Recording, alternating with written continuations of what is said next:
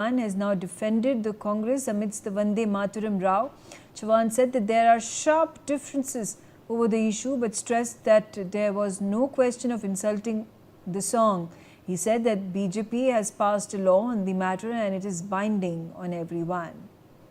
Shahid Ansari on the telecast with me. Shahid, Prithviraj Chauhan जो कांग्रेस के leader हैं, फॉर्मर चीफ मिनिस्टर रह चुके हैं महाराष्ट्र के, उन्होंने कहा है कि कांग्रेस का कोई इरादा नहीं है वंदे मातरम नेशनल सॉन्ग को इंसल्ट करने का।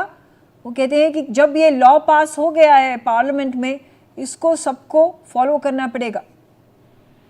जी बिल्कुल, देखिए पृथ्वीराज चौहान ने कहा है कि वंदे मातरम पर विवाद पर महाराष्ट्र में जो है इस तरह उन्होंने एक तरह से दो चीजें की है। एक तो ये कि वंदे मातरम मुद्दे पर हमारे बीच गहरे मतभेद, मुझे उन्होंने जो कहा है कि मुझे अब भी लगता है कि रविंद्रनाथ टैगोर ने वंदे मातरम के बारे में जो कुछ भी कहा था वो किया जाना चाहिए था, लेकिन आखिर में बीजेपी के पास बहुमत है और उन्होंने एक कानून पास किया है।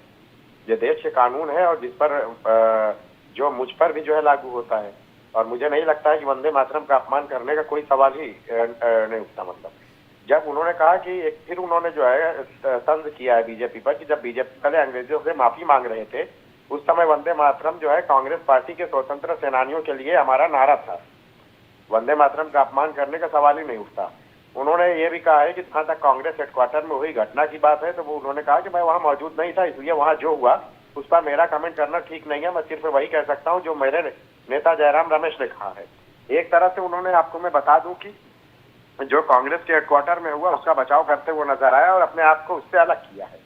तो ये उनके हिसाब से जो है। और दूसरा ये कि उन्होंने जो है ये भी कह दिया कि बीजेपी को एक तरह से निशाना बनाते हुए कहा है कि बीजेपी के पास तो बहुमत है, लेकिन उन्होंने जो है जब बीजेपी वाले अंग्रेजों से माफी मांग रहे थे तो उस समय वंदे मातरम जो है कांग्रेस पार्टी के जो है स्वतंत्र सेनानियों के लिए जो है उनका नारा था। ये उन्होंने एक तरह से कांग्रेस की जो है तारीफ करते हुए बीजेपी पर निशाना साधा है। जी बिल्कुल, थैंक यू।